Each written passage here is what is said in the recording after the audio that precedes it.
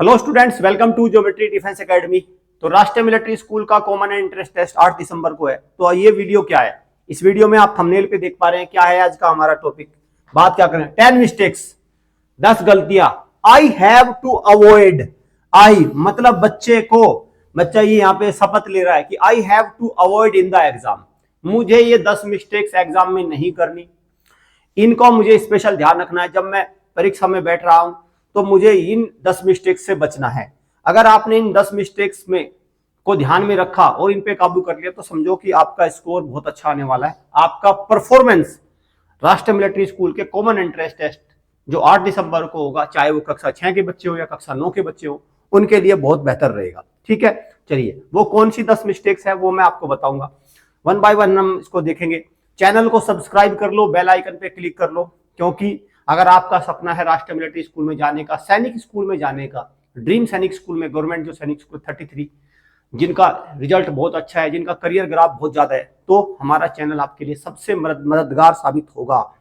तो यहां से आप गाइडेंस लेते चलेंगे एक प्रकार से। चलिए, सेट ऑफ 5 सैंपल पेपर अगर आपने अब तक अवेल नहीं किया है तो इसको अवेल कर लो, क्योंकि जब मैं ये टॉपिक आपके सामने लेके आया हूं 10 मिस्टेक्स आपको एग्जाम में नहीं करनी है, तो आप इनको सैंपल पेपर में भी देख लो कि ये वहां तो आप नहीं कर रहे हो, कहीं ये सैंपल पेपर में तो आपसे मिस्टेक नहीं हो रहे हैं। जब आप पेपर दोगे सैंपल पेपर सेट ऑफ 5 तो भी पता चल जाएगा कि ये मिस्टेक सच में ही आप वहां पे तो नहीं कर रहे हो। ठीक है भाई, इस नंबर पे कॉल करके इनको सैंपल पेपर को आप अवेल कर सकते हैं।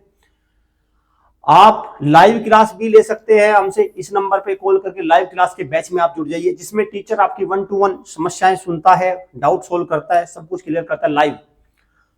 घर पे माहौल अच्छा नहीं है, बार बार कहता हूं, मन नहीं लगता पढ़ने में, कभी मोबाइल में ध्यान चला जाता है, मम्मी पापा के पास टाइम नहीं है, घर पे कोई आपको आपके डाउट क्लियर करने वाला नहीं है।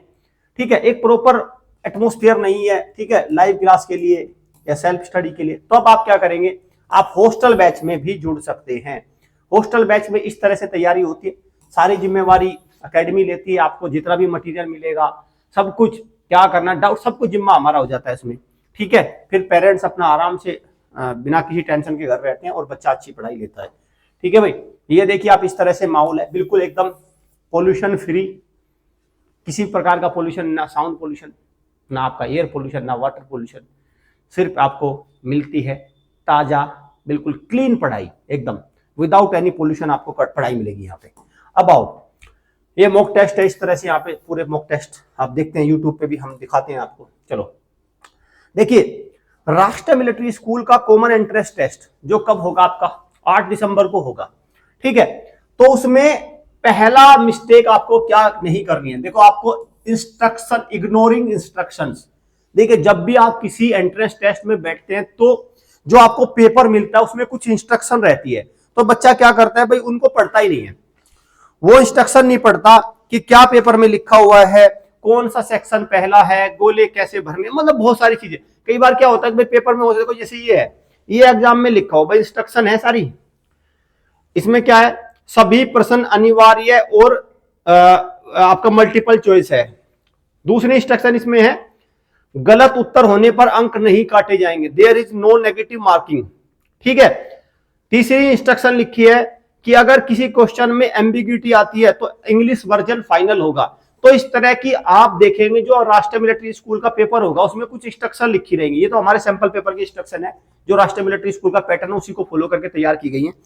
तो आपको करना यह है कि बच्चों, आप इन इंस्ट्रक्शन को जब शुरुआत में आपको पेपर मिलता है और 10 से 15 minutes before opening the seal, जो क्वेश्चन पेपर पे सील लगी होती है उससे 15 से 20 मिनट पहले अध्यापक ये कहते हैं, वहां का जो इन्विजिलेटर है वो ये कहते हैं कि बच्चों इंस्ट्रक्शन को ढंग से पढ़ लो। और जब आप इंस्ट्रक्शन को ढंग से पढ़ लोगे, ना तो आप ओएमआर शीट गलत भरोगे, ना आप क्वेश्चन पेपर में कोई बड़ी मिस्टेक करोगे, तो आप पहली मेरी आपसे सुझाव ये है, आप जो एग्जाम में इंस्ट्रक्शन है आप उसको अवॉइड नहीं कर सकते। आपको 15 से 20 मिनट, जो 15 से 20 मिनट जो आपको मिलती है वो इसीलिए तो मिलती है भाई। ठीक है, 15 से 20 मिनट जो बच्चों को मिलती है वो इसीलिए मिलती है। ठीक है, तो आप उनका सदुपयोग करें, इंस्ट्रक्शन को अच्छे से पढ़े, आप चेक कर ले आपका पेन वगैरह काम कर रहे हैं कि नहीं कर रहे हैं। ठीक है, आप देख ले कि आपके जो डेस्क वगैरह वो ठीक है, सब कुछ ओके है। मतलब पूरा इंस्ट्रक्शन आपकी ओएमआर शीट का सीरियल नंबर आपकी बुकलेट के सीरियल नंबर से मैच करता है कि नहीं करता है, जो सेंटर कोड वगैरह, मतलब वो सारी चीजों को ध्यान से करें। तो हमारा पहला पॉइंट ये है कि आप इंस्ट्रक्शन को अच्छे से फॉलो करें, इग्नोर नहीं किया जा सकता। पॉइंट नंबर 1 क्लियर होगा सभी बच्चों को, ठीक है भाई, पॉइंट नंबर 1 क्लियर होगा सभी बच्चों को। चलो भाई, अब मैं चलता हूं पॉइंट नंबर 2 की तरफ।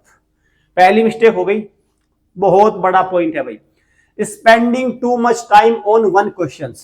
देखो, आपको पता है राष्ट्रीय मिलिट्री स्कूल का जो कॉमन एंट्रेंस टेस्ट होगा, अगर मैं कक्षा 6 की बात करूं तो वो भी 200 नंबर का होगा, 200 क्वेश्चन आएंगे, 200 मार्क्स का होगा, 200 क्वेश्चंस 200 मार्क्स का होगा। हालांकि मेरिट 150 में बनेगी, लेकिन पेपर तो 200 का ही आएगा। और ये भी कक्षा 9 का भी, कक्षा 9 का भी क्या है, ये आपका 200 मार्क्स का ही होगा, ठीक। अब आप एक बात देखो ना, अगर मैं 200 मार्क्स का कोई पेपर आया है और उसमें मैं देखूं कि आपके पास 150 मिनट है, 2.5 घंटे का है, तो मतलब लगभग हर क्वेश्चन के लिए आपके पास 1 मिनट से कम का समय है। तो अगर आपने spending too much time one question, किसी एक क्वेश्चन पे आपने 10 मिनट खर्च कर दी, तो समझो आपको फिर और क्वेश्चंस के लिए समय कम पड़ जाएगा, और क्वेश्चंस के लिए समय कम पड़ जाएगा। तो ये बहुत ही छोटा सा तो पॉइंट लिखा है, लेकिन बहुत ही काम का है एग्जाम को क्रैक करने के लिए। जो आपका मिलिट्री स्कूल का एग्जाम होगा, आपको ये ध्यान रखना कि आप किसी भी क्वेश्चन पे मुश्किल से 1 मिनट से ज्यादा खर्च नहीं कर सकते। जीके में तो खैर, जीके में तो क्या है, जीके में तो भैया आपका 10 सेकंड का ही क्वेश्चन होता है, 10 सेकंड्स का होता है, पढ़ा है तो आएगा या नहीं आएगा।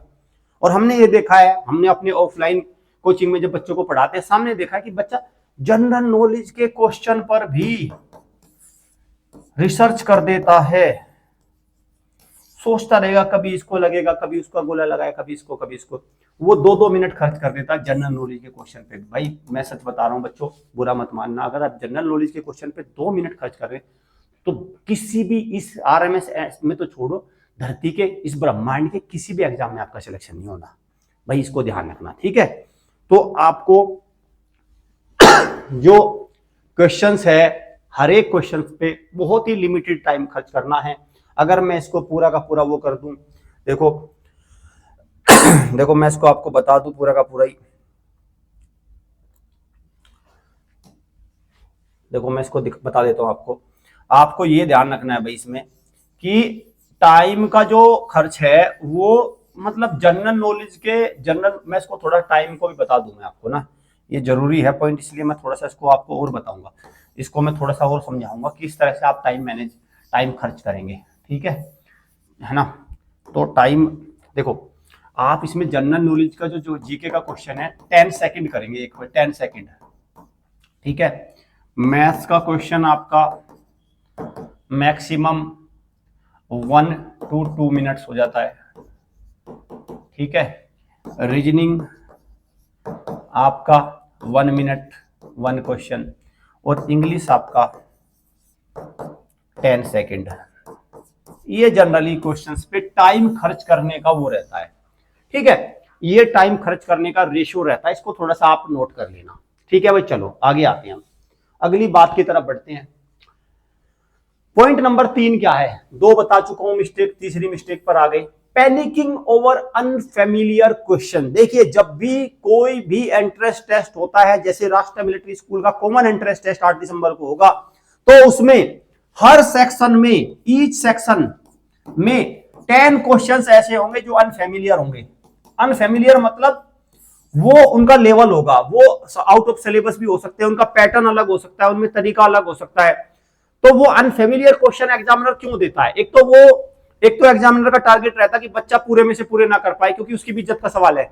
अगर मान के चलो किसी पेपर सेटर ने पेपर बनाया और बच्चे ने 150 में से 150 कर दिए, तो कहीं ना कहीं उसकी इज्जत का भी बट्टा लग जाता है। जैसे पहली बार हमारी एकेडमी में 150 में से 150 बच्चों ने कर दिए थे, तो कहीं ना कहीं भाई मानो ना मानो, देखो कहने को तो बहुत अच्छा, लेकिन वो उसके क्वेश्चन के पेपर को सेट करने पे भी क्वेश्चन मार्क लग जाता है। तो उसका टारगेट क्या रहता है, उसका टारगेट रहता है बोल्ड होने से बचना। तो वो 5, 6, 7 क्वेश्चन ऐसे डालता है जिससे उसकी इज्जत बची रहे। तो उनका लेवल ठीक ठाक होता है। अब बच्चे को क्या करना होता है, वो पैनिक ना करे इन क्वेश्चन को देख, अरे पता नहीं कितना उटपटांग पेपर, पता चला उसने वो 10 क्वेश्चन देख लिए, वही उसकी शुरुआत में कुछ पहला क्वेश्चन ही ऐसा मिल गया, बीच में मिल गया, और वो उन्हीं 10 क्वेश्चन में मतलब कुल मिला के उनमें लिपट गया वो पूरा बच्चा, और उन्हीं में वह प्रेशर में आ गया, और प्रेशर में आके जो 140 क्वेश्चन आसान थे 150 में से, या 190 क्वेश्चन आसान थे, वो उसने करे नहीं, इन 10 के चक्कर में ही रह गया, पेपर का खेल खत्म। तो आपको जब भी कोई अनफेमिलियर क्वेश्चन आता है या कोई लेवल में इधर उधर दाएं बाएं का क्वेश्चन आता है, तो समझो कि उसको आपको स्किप करना है, ज्यादा उसमें सर में दर्द लेना नहीं है। वो एग्जामिनर ने आपको अनअटेम्प्ट करने के लिए या तुक्का मारने के लिए दिया है, सीधी सी बात ये समझो। ठीक है भाई, क्लियर है यहां तक? चलो बहुत अच्छे,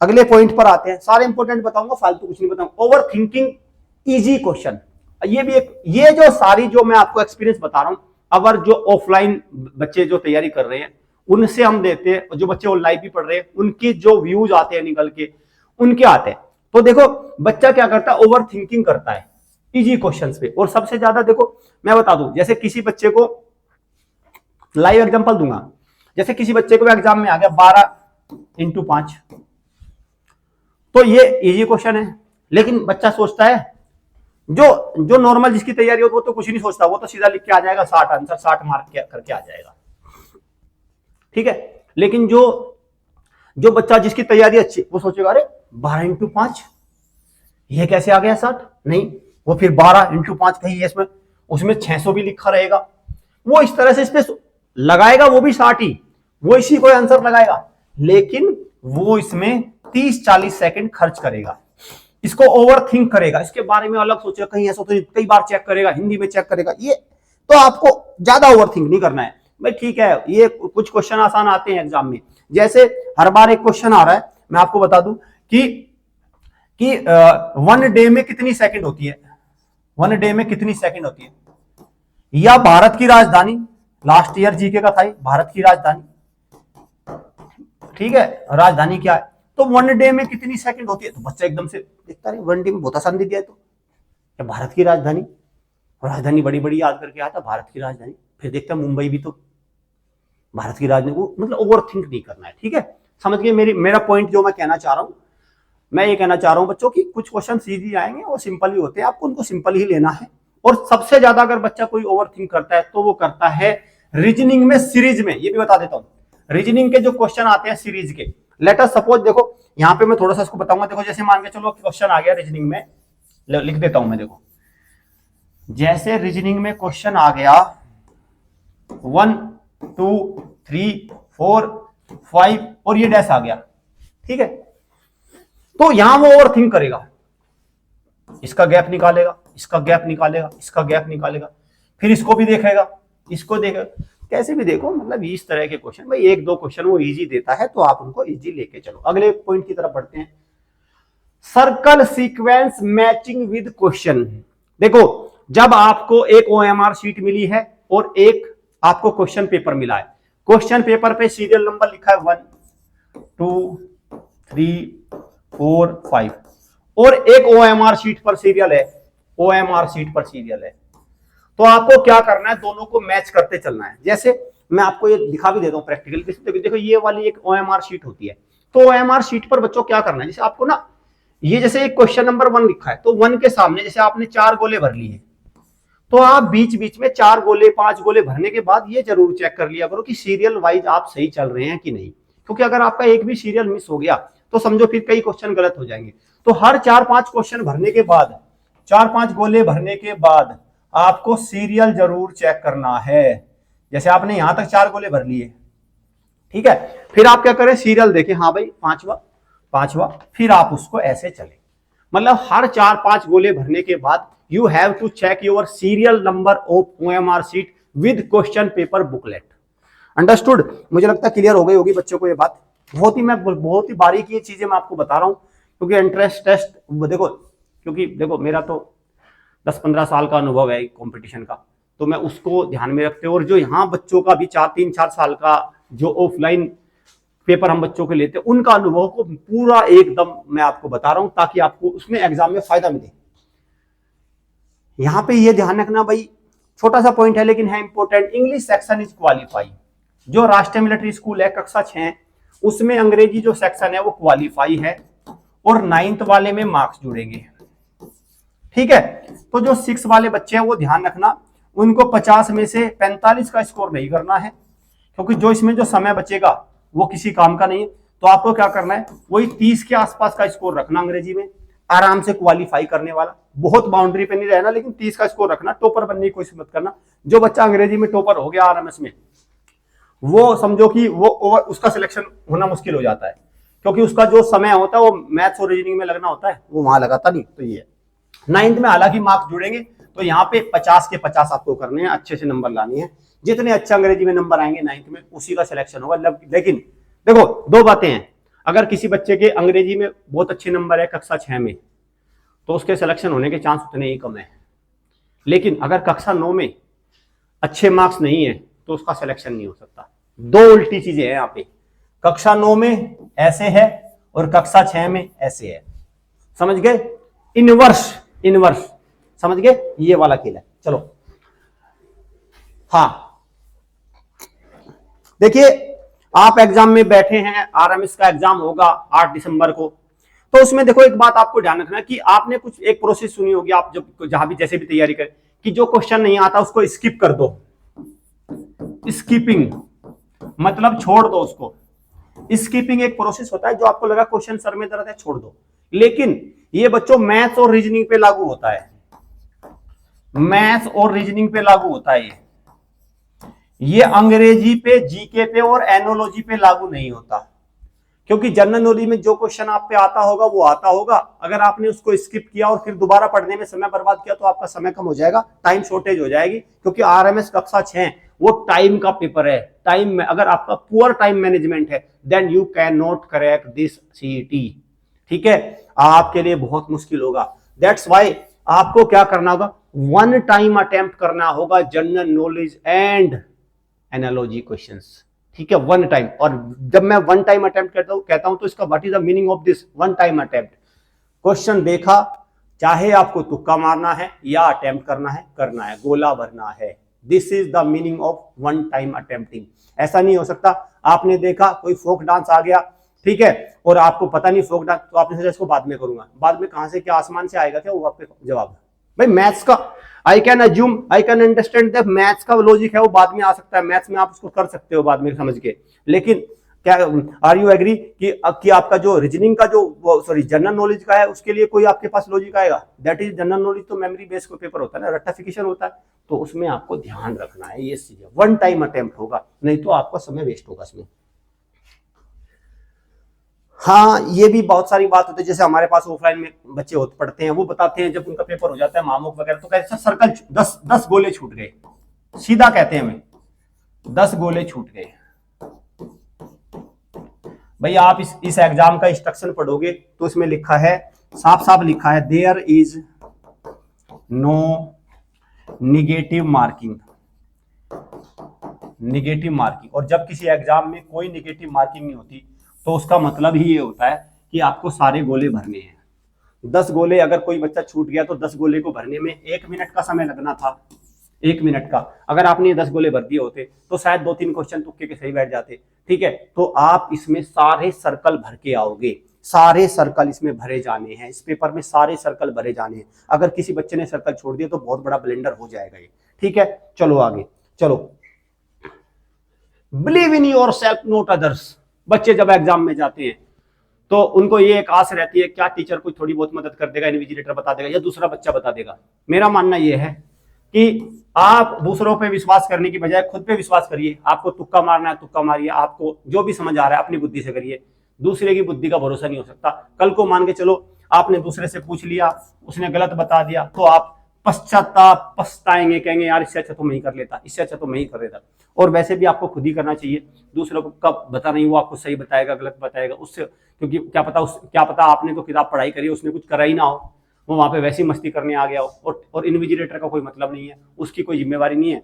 ठीक है, तो इन चीजों से भी आपको बचना है, अपने पर विश्वास रखना है, अपने पे। Stay aware of the clock. देखिए जब आप आरएमएस सीईटी का एग्जाम देंगे तो 2.5 घंटे का पेपर होगा। 2.5 घंटे मतलब 2 hours 30 minutes। 2 hours 30 minutes। ठीक है, तो आपको क्या करना है, घड़ी का भी ध्यान रखना है, देखते रहना है कि हाँ भाई 30 मिनट हो गए और मेरे 30 मिनट हो गए और मेरे 20 क्वेश्चन हो गए। आपका 1 घंटे में कितने हो गए, 2 घंटे में कितने हो गए। आखिरी की जब 30 मिनट रह जाए तो 30 मिनट में देखो आपने गोले सारे भर रखे हैं, आपके ये सेक्शन हो गए, ये सारे हो गए। ठीक है, पूरा समेटने की तरफ चलो। और कभी भी 200 के 200 गोले बिल्कुल आखिरी में मत भरना। 1 घंटे बाद 1 आवर, जैसे आपने एग्जाम ड्यूरेशन का कंप्लीट कर लिया तो जितने भी गोले हैं वो सारे भर लो जो आपने अटेम्प्ट कर लिए। समझ गए ना। बच्चे क्या करते हैं, देखो मैं बताता हूँ आपको, बच्चे क्या करते हैं, 2 घंटे तक क्वेश्चन करते रहेंगे। ठीक है, आखिरी के 30 मिनट में गोले भरने चलेंगे, पता चला कुछ जल्दबाजी में गोले गलत भर गए, खेल खत्म। आप ऐसा करो, 1 घंटा जैसे आपने पूरा कंप्लीट किया, उसके बाद जो आपने क्वेश्चन अटेम्प्ट किए उनके गोले भर लो। फिर अनदर 40 मिनट्स आपने किया, उसके बाद जो गोले है वो भर लिए। जब आपके पास 30 मिनट्स बचेंगे, ठीक है, उसमें आपने अपने गोले भी बचे हुए भर लिए और बचे हुए क्वेश्चन कर लिए। That is the proper way, that is the proper way to attempt the आपका entrance test with OMR based type. क्योंकि ऑनलाइन में तो क्या है, तुरंत ही क्लिक हो जाता है, बट OMR बेस में गोले वाला टाइम अलग नहीं मिलता, वो उसी में रहता, जिससे क्या होता है बाद में टाइम शॉर्टेज हो जाता है और गोले छूट जाते हैं। तो आपको अवेयर रहना है क्लॉक के बारे में, मतलब टाइम मैनेजमेंट, टाइम आपको ध्यान रखना है कितने का है। एंड ये हमारा है एक और, rushing through the questions. What is the meaning rushing through the questions. देखो जब आप बच्चे पेपर देते हैं तो पेपर उनके सामने सील इस टाइप का पेपर खुल जाएगा। अब आप क्या करते हैं, देखो आपने देखा क्वेश्चन नंबर पहला देखा नहीं हुआ, दूसरे पे झपट पड़े, तीसरे पे, फिर 7वां, फिर 50वां, ऐसे पागलों की तरह, जैसे पागल नहीं हो जाता, मतलब एक कंफ्यूजन सा, प्रेशर सा, कभी 20वां कर लिया वो भी नहीं हुआ, मतलब एक प्रेशर सा हो जाता है। रशिंग थ्रू द क्वेश्चन मतलब सारे क्वेश्चनों में धक्के खा रहे हैं और कोई अटेम्प्ट भी नहीं कर रहे हैं। 4 क्वेश्चन, 4 ये किया नहीं हुआ, 5वां किया नहीं हुआ, 6ठा किया नहीं हुआ, फिर पता नहीं कहां चले गए, अंग्रेजी में चले गए। मतलब ऐसे नहीं, एक कूल एंड काम होके आपको क्वेश्चन सेलेक्ट करने हैं और क्वेश्चंस को बहुत ध्यान से, आराम से, बहुत ही कूल होके करना है। ये नहीं कि सारे क्वेश्चंस में आपने एक क्वेश्चन यहां से उठाया, एक दूसरे सेक्शन से उठा दिया, मतलब उल्टा सीधा, एक भीड़ धक्का मुक्की नहीं करनी। ठीक है, धक्का मुक्की नहीं करनी, बहुत ही कूल होके चलना है आपको। समझ गए ना। चलिए, तो उम्मीद करता हूं जो मैंने आपको 10-11 पॉइंट्स दिए हैं, ये मिस्टेक्स दिए, आप ये महसूस करोगे कि एग्जाम में ऐसा होता है, आपको इनसे बचना है, इनसे बचना है, इनको किसी भी हालत में नहीं करना। और एक और आपको मैं बार बार एक कह रहा हूं, एक मिस्टेक अभी भी आप जिसको आप रोक सकते हैं, बाकी का तो मुझे पता नहीं, इस येलो एनवेलप को मंगा लो और ये 10 मिस्टेक जो मैंने आपको बताई है, इनको देखो कि क्या आप इनको यहां पे रोक पा रहे हो। अगर इन सेट ऑफ 5 सैंपल पेपर में 10 में से आप 5 मिस्टेक भी अपनी काबू कर पा रहे हो तो यकीन मानो आपकी परफॉर्मेंस बहुत बेहतर रहेगी। और मैं बार बार एक बात कह रहा हूं, मेरा मतलब इस बात से नहीं है, मेरा मतलब इस बात से नहीं है कि राष्ट्रीय मिलिट्री स्कूल में आपका सिलेक्शन नहीं हुआ। मुझे दुख इस बात का है, अगर 150 का पेपर है, 150 नंबर का पेपर और आप 50 नंबर लेके आते हैं, ये जो वाला जो बच्चा है 110 वाला, 100 से ऊपर वाला, इसको तो मैं बहादुर बच्चा मान रहा हूं, ये तो फाइटर है, ये तो जीत गया, समझो ये तो जीत हो गई इसकी, तो ये तो फाइटर है भाई, क्योंकि 100 नंबर ऐसे नहीं ले आया हो, कुछ पढ़ के लाया होगा, अच्छा मेहनत करी होगी, लेकिन इसको इस पे काम करना होगा। ये बच्चा सच में अभी पढ़ाई में बहुत पीछे रह जाएगा। तो मेरा टारगेट ये, यहां तक इस जीत को आपको हासिल करना है। और मैं बार बार एक बात कहता हूं, जितना आपका फेल होने का मार्जिन कम होगा एग्जाम में, मतलब जितने नंबर कम से आप फेल होंगे एग्जाम में, आपकी जीत इतनी ही बड़ी होगी। कोई बच्चा अगर 2 नंबर से फेल हुआ है, जीत बड़ी है, कोई 10 से फेल हुआ है, वो भी बड़ी जीत है, लेकिन अगर कोई 50 से फेल हुआ है तो चिंता वाली बात है भाई, चिंता है, चिंता करनी पड़ेगी अभिभावक को अपने बच्चे की पढ़ाई के मामले में। मुझे नहीं पता वो खेल में क्या करेगा, या वो सिंगिंग में क्या करेगा, या वो रियलिटी शो में क्या करेगा, ठीक है, मुझे उन चीज़ों से मतलब नहीं, लेकिन पढ़ाई में मैं इतना श्योर हूं, अगर वो 50, 60, 70 नंबर से फेल हो रहा है, वहां कुछ नहीं करेगा जब तक आप उस पर काम नहीं करोगे। अगर आपने अभी उसको पकड़ लिया तो कर लेगा, लेकिन अगर इसी ट्रैक पे वो 2-3 साल और चलता रहा तो समझो वो आउट ऑफ स्कोप हो जाएगा, फिर वहां से उसका रिजल्ट नहीं आने वाला। चलिए, सेशन को एंड करते हैं। इस तरह की और भी मैं बहुत सारी वीडियो लेके आऊंगा जो आपको बिल्कुल एकदम क्लियर कट वे दिखाएंगी राष्ट्रीय मिलिट्री स्कूल के कॉमन एंट्रेंस टेस्ट में। Thank you students, thank you parents.